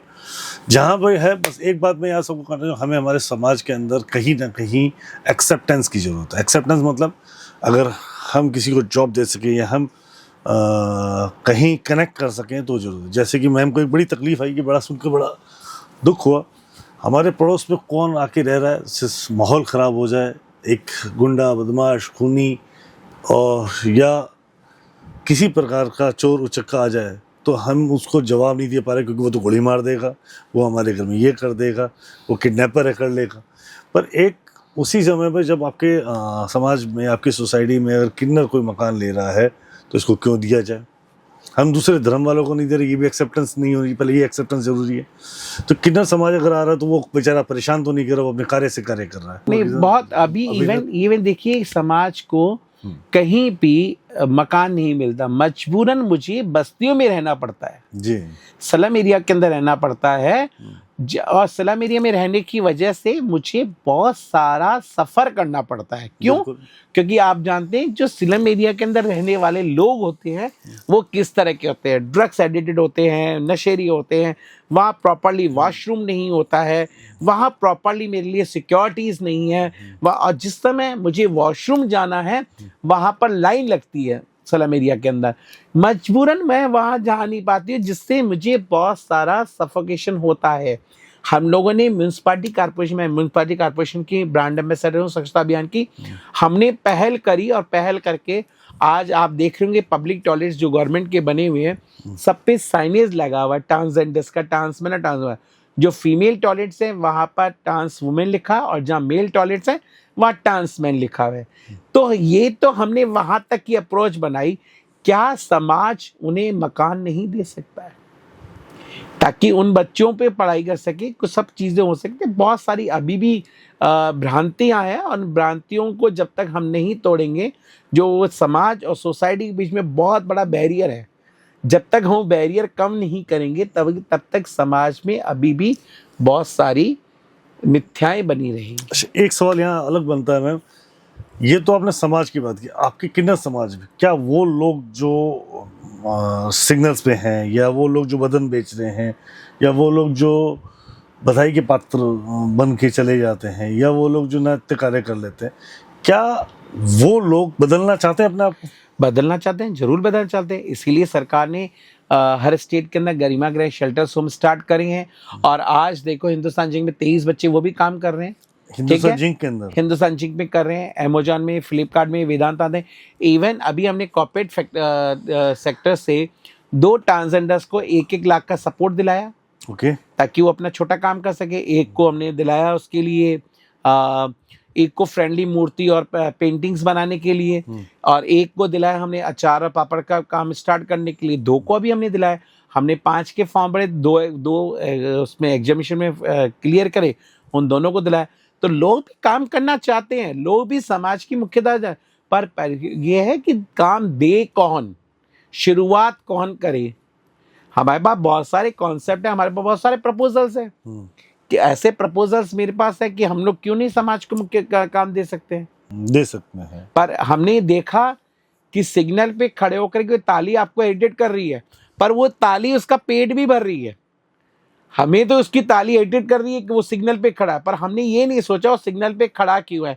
हमने उसकी सिग्नल पे खड़े होने का वजह नहीं पूछी, हमने उसको 2 वक्त की रोटी का जुगाड़ नहीं किया। पहले 2 वक्त की रोटी की बेदन बेच रहा है क्योंकि उसको सिग्नल पे नहीं मांगना है, वो अपना बदन बेच करके। और हम, ये सबसे बड़ी चीज आप देखो, विडंबना ये है कि मेरा समाज ताउम्र अपने बड़े बुजुर्गों को पाल लेता है, पर वो कहीं टेररिज्म में नहीं होता है, कहीं चोरी चकारी में नहीं होता है, कहीं मर्डर्स नहीं होता, कहीं बलात्कारी किन्नर नहीं है। तो ये सब चीजों से तो हमें उनके लिए पहले हम ये देख रहे हैं। आप जो कह रहे हो कि बराबर ठीक है, सिग्नल पे एक पूजनीय इंसान एक सिग्नल पे खड़े होकर भीख मांग रहा है, एक पूजनीय इंसान जो है वह 2 वक्त की रोटी बदन बेच रहा है। क्या हमने ये सोचा ये पूजनीय है तो क्यों ना हम इनके लिए कोई लाइवलीहुड स्टार्ट कर पाए, क्यों हम इनको घर में केयर टेकर के हिसाब से रख पाए, क्यों ना हम इन्हें बच्चों के साथ केयरिंग होम में रखें, क्या किसी ओल्ड एज होम में इनको काम पे रखे। क्या हमने मानसिकता नहीं बनाई? मानसिकता, पर एक्चुअली ये मानसिकता मैं मान सकता हूँ, क्योंकि समाज से उन्हीं ट्रांसजेंडर की इज्जत कर रहा है जो सक्सेसफुल है। बराबर, मैं आता हूँ, मैं बिलोंग करता हूँ, मैं अपने गांव से, हनुमानगढ़ से, वहाँ पे हमारे वार्ड मेंबर भी रह चुके हैं, नगीना भाई जी, आप जानते होंगे शायद उनको। मैं इसी बात पे आपकी बात कर रही हूँ पुष्पा माई बनी तो पुष्पा माई को पूछा जा रहा है। अगर यही पुष्पा पीतल के घूंघरू और काठ की ढोलक के साथ घूमती तो पुष्पा को कोई नहीं पूछता। मैं मेरी बात कर रही, मैं किसी और की एग्जांपल नहीं लेती हूँ। अगर यही पुष्पा 2 वक्त की रोटी के लिए बदन बेची तो पुष्पा की कोई वैल्यू नहीं होती। पर पुष्पा ने समाज में जगह पाने के लिए अपने आप को बदला। तो मैं नहीं कही सोसाइटी बदले, यहाँ मेरे समाज को भी बदलना। अगर मुझे समाज के साथ बैठना है, समाज के साथ उठना बैठना है, तो मुझे भी समाज की मुख्य धारा के साथ उनके अपने आप में बदलाव लेके आना पड़ेगा। बिल्कुल। मैम, ये एक मैं बार फिर चाहूंगा कि अब अपने किन्नर समाज को पहले क्या मैसेज देना चाहते हैं? मैं यही कहूंगी, सबसे पहली चीज, आप जैसे भी हैं पहले अपने आप को एक्सेप्ट कीजिए सबसे पहले, और खुद को बुलंद इतना कि खुदा बंदी से पूछे तेरी रजा क्या है।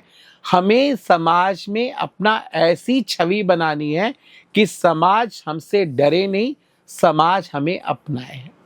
जैसे आपके एनजीओ ने बहुत सारे काम किए, जैसे आपने बताया भी, और उसका उल्लेखन भी है, और ऐसा नहीं है कि वो उल्लेख हमें नहीं पता, हमने वो चेक किया है तो उल्लेखन भी है। मैं कुछ चीज़ें और जाना था, मतलब जो एनजीओस आप लोगों के लिए काम कर रहे हैं, मतलब जो ट्रांसजेंडर एनजीओस नहीं हैं, जो आपने तो खुद अपने समाज के लिए खुद एनजीओ बना लिया एक तरीके से, ठीक है, नई संस्था शुरू कर ली।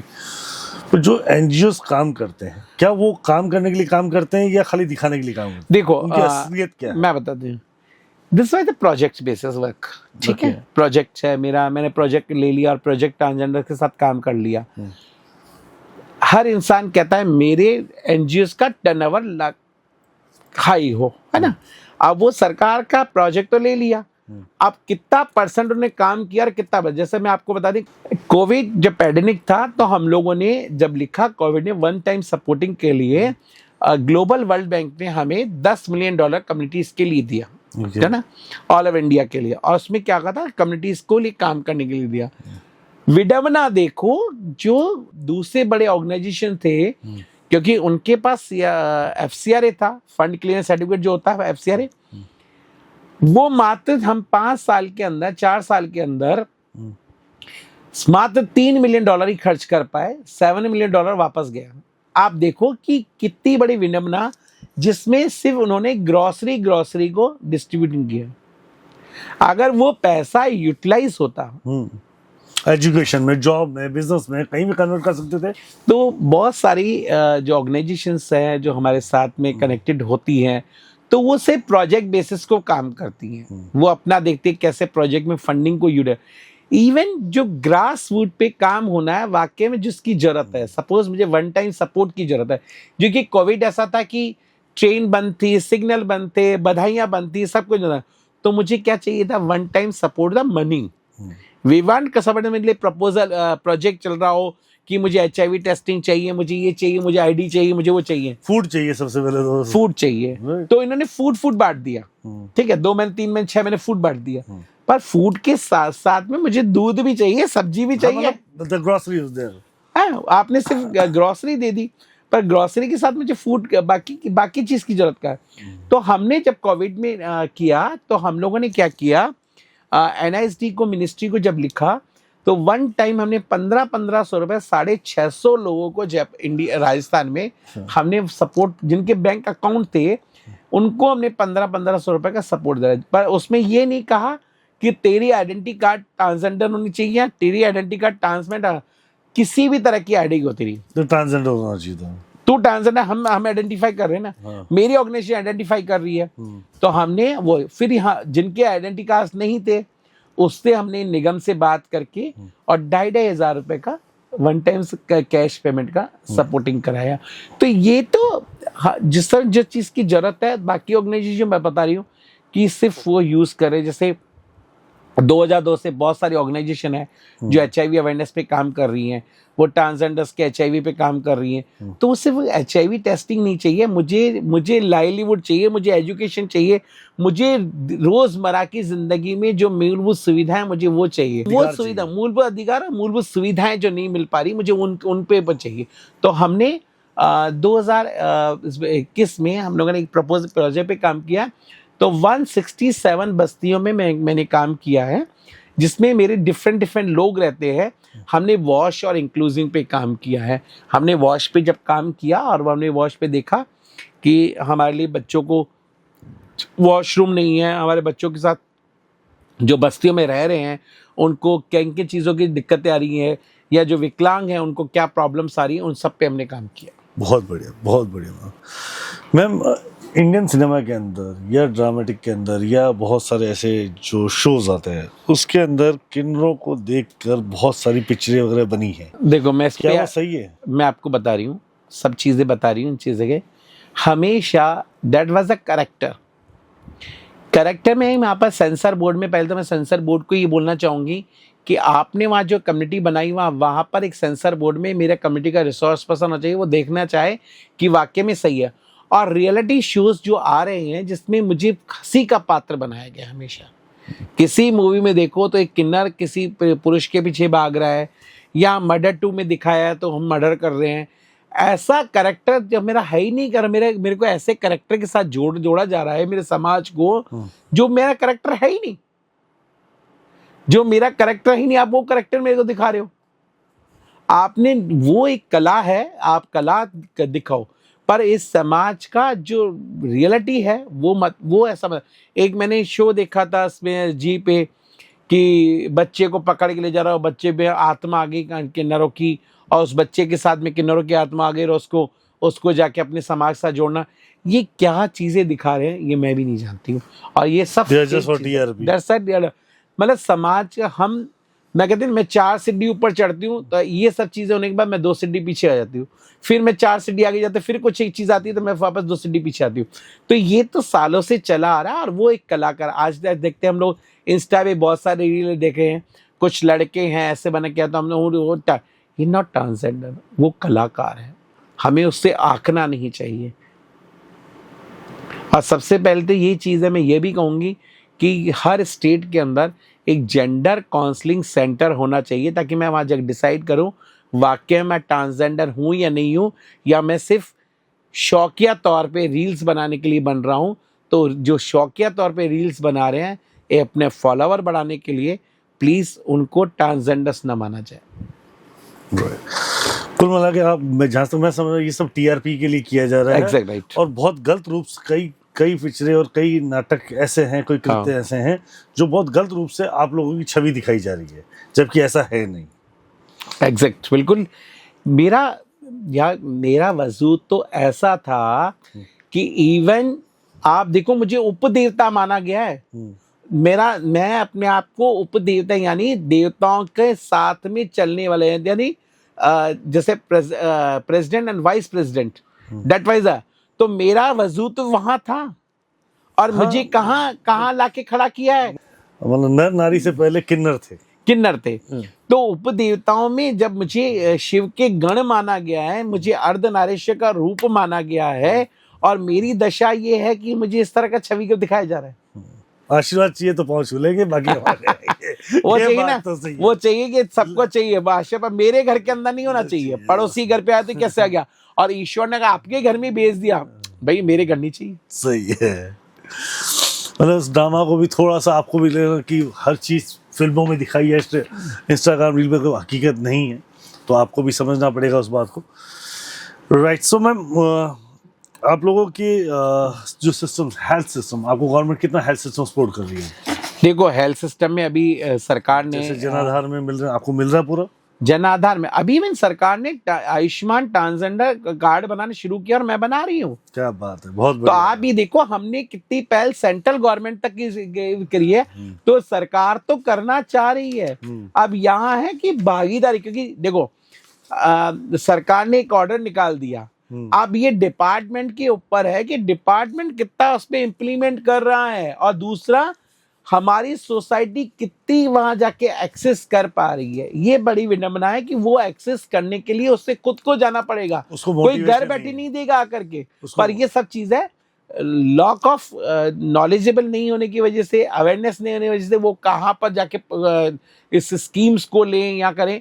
तो इसके लिए सरकार को वन स्टॉप सेंटर्स बनाने चाहिए, ताकि उनको वन स्टॉप सेंटर पे अगर उन सुविधाओं को लेने में दिक्कत हो रही हो तो उनको वहां तक वो एक्सेस कराए।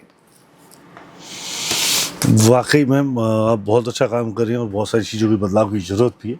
ना केवल ये स्त्री पुरुष के समाज को, आपके समाज को बदलने की ज़रूरत है, किन्नर समाज को अवेयर होने की ज़रूरत है, बराबर। लैक ऑफ नॉलेज को रिमूव करने की ज़रूरत है। वहाँ से नॉलेज जितना स्प्रेड होगा, जिस तरीके से घूमेगा, उस तरीके से ही समाज में अपडेट आएगी। इवन हमने तो ये भी चाह रहे हैं कि सरकार एजुकेशन में 6th और 7th स्टैंडर्ड्स में ट्रांसजेंडर का चैप्टर लेके आए, ताकि वो 6th और 7th स्टैंडर्ड का बच्चा पढ़ पाए ट्रांसजेंडर है क्या, इक्वलिटी ऑफ लाइफ की या चाहिए सबसे। तो वो ये सब चीजें जब हम स्कूल में उन चीजों को पढ़ेंगे, या हमारे जो स्पेशल डेज हैं वो कैलेंडर में मेंशन होनी चाहिए।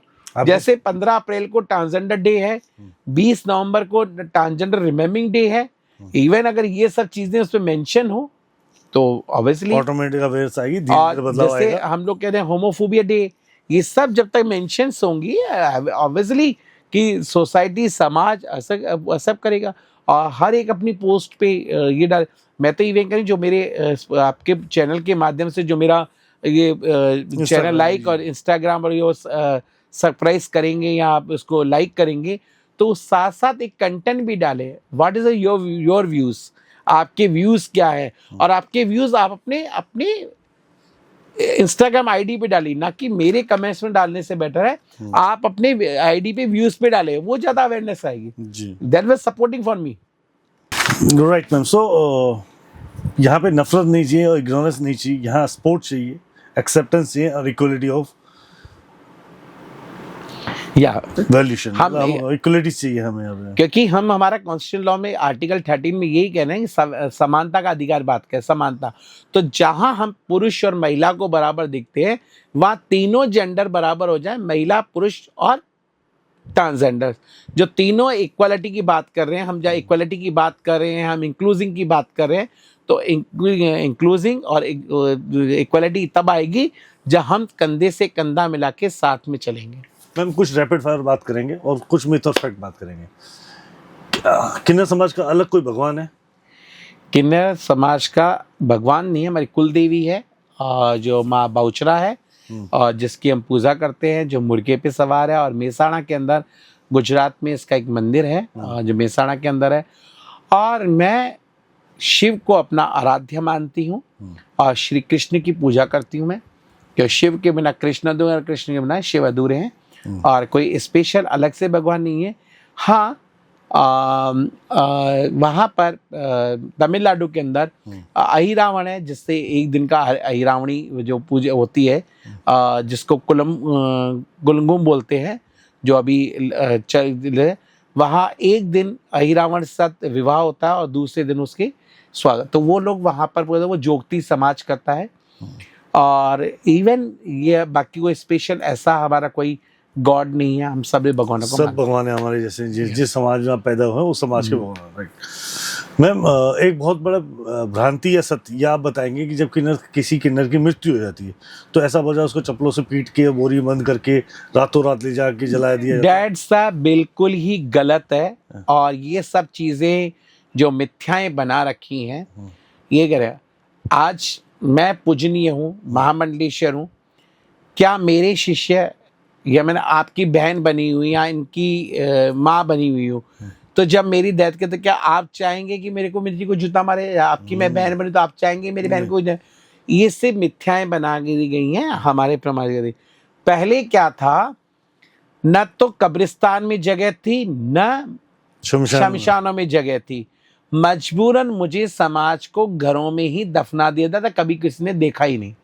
और ये हमने मिथ्याएं बना दी हैं। और ये जो मिथ्याएं बनी हुई हैं, उन मिथ्याओं को हम चप्पलों से मार लेते हैं। कौन? ये सब बेवकूफ की बातें हैं, ऐसा कुछ भी नहीं है। ये सिर्फ मिथ्याएं बनी हुई हैं, सिर्फ मिथ्याएं बनी हुई है। राइट। बधाई पात्र क्या आपका विशेष मुख्य कार्य था? देखो, बधाई पात्र बनने का जो मुख्य मैं आपको बताऊं कि जब मैं स्वर्ग में थी, किन्नर समाज को पृथ्वी लोक पे लाने वाले राजा दशरथ थे। राजा दशरथ और माता कौशल्या की गोद भरी, और उसके बाद में आपको वहां से वो लेके आए गोद भराई के लिए। राजा दशरथ के जब संतान नहीं हो रही थी जी। तो राजा दशरथ ने स्वर्ग लोक से किन्नरों को पृथ्वी लोक पे लेके आए। और पृथ्वीलोक पे आने के बाद माता कौशल्या की गोद भरी और उसके बाद में राजा दशरथ के यहाँ पर 4 संतानें हुई, राइट, राम, लक्ष्मण, भरत और शत्रुघ्न। ठीक है, वो दौर चलता गया और जैसे ही हमारा मुगल काल आता है, और मुगल काल ने क्या किया, हमेशा धर्म पे अट्रैक्ट किया। जब धर्म पे अट्रैक्ट किया तो उन्होंने देखा कि आपका समाज बड़ा पूजनीय है, क्योंकि 51 शक्ति पीठों पे जो पूजा पाठ थे वो किन्नरी करा करते थे। अच्छा, जो सती की 51 शक्ति पीठ थे जी, उन पे पूजा पाठ किन्नर ही करा करते थे, क्योंकि किन्नर को कोई मोह नहीं, माया नहीं। और जब पुरुष या महिला वहां से ना, जो कि तो किन्नरों को वहां किया, तो उसके बाद में तब जाकर के मुगलों ने धर्म पे अट्रैक्ट किया, और मुगलों ने कहा तो उनको भीख मांगने पे मजबूर किसने करा है, किन्नर, मुगल काल ने। मुगल देखो तुम्हारा धर्म कहाँ भी है, तो तब से ये जा, बाकी बधाई तो मांगना पहले से ही था। श्री राम प्रभु ने कहा था कि आप किसी को भी आशीर्वाद देंगे, और जब क्योंकि इवन किन्नर तो दरबारों में रहा करते थे, पूजा पाठ करा करते थे, और इसलिए मुझे उपदेवता कहा जाता है। इवन अगर आप देखेंगे जो अष्टलक्ष्मी हमारी है, सौभाग्य, वरदायिनी, अलग अलग अष्टलक्ष्मी है, उसी तरह अष्ट किन्नरियां भी हैं। अष्ट किन्नरियां भी हैं। अष्ट किन्नरियां भी हैं, और अष्ट किन्नरियां एज ए अष्ट किन्नरियों की दासी भी हुआ करती थी। ओके, तो मेरा वजूद तो अप्सराओं में गिना जाता था। तो मैं ये तो आज मुगल काल में, फिर ब्रिटिश ने देखा, ब्रिटिश काल में ये रहा, तो समाज का रवैया। बाकी बधाई तो शुरू से मांगता है, और हम शुभ कार्य में या किसी के बच्चे के जन्म पे और विवाह के टाइम पे हम बच्चे को जब हम दुआएं जब देते हैं, किसी का बच्चा होता है, जब हम बच्चे के साथ दुआ देते हैं तो हम उसके ऊपर फिरका वाते थे, उसके ऊपर जो पैसा वार के देते हैं वो इवन उसके ऊपर जितनी भी अलाएं बलाएं हैं उसके ऊपर फिरका वार के हम वो पैसा देते हैं। यानी तुम्हारे बच्चे घर पे जो आया उसकी सारी अलाएं बलाएं हम साथ लेके जा रहे हैं। तो ये, और इवन अगर आपके घर में बहू आती तो बहू पे पुराना जितना भी है अब तुम्हारे घर में है उसका सारा हम लेके जा रहे हैं, ताकि आपके घर में एक नई बहू का प्रवेश हुआ है, आज घर में लक्ष्मी का आगमन हुआ है, आपका पारिवारिक जीवन सुखमय चले, ये दुआएं करते थे। और वो सूरज उगने से पहले जाते थे, और सूरज उगने से पहले पहले घरों के अंदर जाते थे। किन्नर दिखते भी नहीं थे पहले, और सूरज उगने के बाद और सूरज उगने से पहले अपने घर में पहुंच जाते घर में। और इवन कोई ये नहीं था। अगर आप पुराने फोटोज देखेंगे किन्नरों की, गूगल पे सर्च मारेंगे तो बहुत सारे किन्नर हुआ करते थे जो किसी कहते हैं हमारा शक्ल कोई नहीं देखे, एक मान्यता ऐसी बनी हुई थी। तो पुराना ऐसा चला आ रहा था। तो उस पर पूछूंगा, क्या किन्नरों की शक्ल देखना अशुभ होता है? शुभ होता है। शुभ या अशुभ? शुभ। शुभ, क्योंकि रीजन क्या है ना, आप देखो एक बार हम किसी देवता की फोटो सुबह से नमस्कार करते हैं, पर ये कब बनाया? जब ब्रिटिश ने कहा कि हमें सेक्शन 377 में हमने क्रिमिनल घोषित कर दिया गया, ब्रिटिश ने, तब से हमने इनको अशुभ माना। अगर उससे पहले देखा जाए तो शुभ ही है, पर ब्रिटिश ने मुझे क्रिमिनल घोषित किया। क्रिमिनल? हाँ। किस बात के लिए? क्योंकि मुगल काल ने मुझे हरम में रख के हिजड़ा शब्द दिया था ना। हरम में रख के हिजड़ा बिल्कुल दिया था। हाँ। औरतों की हरम में रख के हाँ, तो ये रखा। तो फिर जब ब्रिटिश आया, 700 साल मुगलों ने शासन किया और 200 साल अंग्रेजों ने शासन किया। तो जब उन्होंने देखा ये सब इन चीजों में एक्टिविटीज में है, तो उन्होंने हमें क्रिमिनल घोषित कर दिया। सेक्शन 376 के एक्ट में हमें क्रिमिनल घोषित कर दिया। क्रिमिनल? हाँ, मतलब गुंडा, मतलब गुंडा, बदमाश, मतलब ये बदमाश, गलत एक्टिविटीज की वजह से उसको हमें बदमाश घोषित कर दिया। हाँ। ओके। तो तब उसकी शक्ल देखना, वो कहते थे भाई गलत गलत इंसान है, तब साइड हट जाओ। राइट, मतलब देखना शुभ ही है, और वो आपकी मान्यता है, आप कितना उन पे पूछ रहे हैं, कितना उसमें विश्वास करते हैं। अब कई बार तो देखते हैं लोग खड़े हुए तो लोग साइड में से बिल्कुल अनटच होकर भी निकलते हैं, और कई लोग तो देखते तो पीछे से दौड़ के हमारा आशीर्वाद लेने करते हैं, और कई लोग भी टच भी होते हैं तो एकदम ही साइड में। कई बार मैं मार्केट जाती हूँ, कई बार मॉल में जाती हूँ, तो लोग बड़े अजीब नजरों से देखते हैं। भाई मैं आसमान से उतरी एलियन तो नहीं हूँ, मैं भी इंसान ही हूँ। मेरा भी अधिकार है मॉल में जाने का, मेरा भी अधिकार है पिक्चर हॉल में जाने का, मेरा भी अधिकार है शॉपिंग करने का। राइट। एक ऐसा समाज जिन परिवारों में, जिन माता पिता के, जिन पेरेंट्स के यहाँ बच्चा किन्नर मतलब ट्रांसजेंडर पैदा हो जाता है, क्योंकि वो कुदरत का खेल है, उनके लिए क्या मैसेज देना चाहिए? अपने बच्चे को अपनाइए। समाज क्या कहेगा? समाज है कौन? हम में से बना हुआ समाज है। आज मेरे माँ बाप ने मुझे पाल पोस के बड़ा किया, दैट वाई मैं आपके यहाँ पर हूँ। वो बच्चा आपके यहाँ पर एक ईश्वर ने आशीर्वाद भेजा है, तो आप उसे एक्सेप्ट करिए और एक्सेप्ट करेंगे। और मैं बता रही, मेरे पास अभी 3 साल का एक बच्चा किसी पेरेंट्स मुझे आके दे गए। मैंने कहा मैं बच्चे को नहीं रखूंगी, सुबह आप 8 बजे भेजिए, शाम को 8 बजे मैं घर भेज दूंगी, जितनी देर उसको पढ़ना है, करना है, खेलना है, करना है। उसके फादर बोले नहीं बस आप उसको गोद ले लीजिए और आपको परमानेंट आपके पास रखिए। मैं कहा नहीं, मैं नहीं रखूंगी। मैंने उसको जब मना किया तो उसने 2-4 दिन मेरे यहाँ नहीं भेजा और उसने इवेंट उसको बेंगलोर में कहीं और जगह दे दिया। सवाल एक पूछ रहे हैं, ठीक है, हाँ, क्या किन्नर समाज ऐसे ट्रांसजेंडर लोगों को हमेशा ध्यान रखता है कि कहाँ पैदा हुआ है, अगर ऐसा ट्रांसजेंडर बच्चा उसको वहाँ से लेके जाता जबरदस्ती? ऐसा कहीं भी नहीं है, कोई जबरदस्ती नहीं है। उसके बिना किसी के पेरेंट्स के कंसल्टिंग के कोई किसी का बच्चा नहीं ले सकता। दबाव बनाता है? नहीं, कोई दबाव नहीं बनाता। उसकी पेरेंट्स की रजामंदी से ही वो ले जाता है, कोई दबाव नहीं बना। जहाँ मेरा पेट काटना मुश्किल है, मैं वहाँ किसी और बच्चे को ला करके कैसे पालूंगी? ये आप अपने ब्याह पे बोले, समाज के ब्याह पे? समाज के ब्याह पे। डन। तो ये जो किन्नर समुदाय बना है, एक हवेली में या एक घरों में 10-10, 20-20 जो लोग किन्नर एक साथ रह रहे हैं, तो ये कहाँ से आए?